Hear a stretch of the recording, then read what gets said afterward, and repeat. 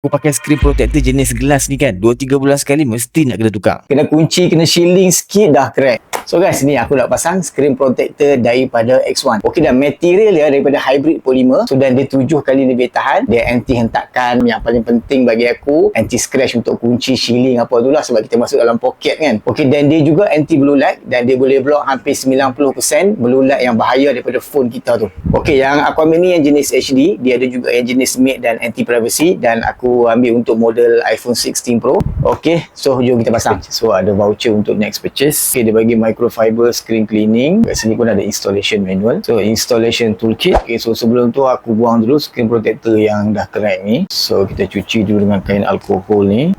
Okey, kita keringkan dengan kain microfiber yang dia bagi ni juga. Masuk dalam bekas pemasangan ni, pegang kuat-kuat, tarik.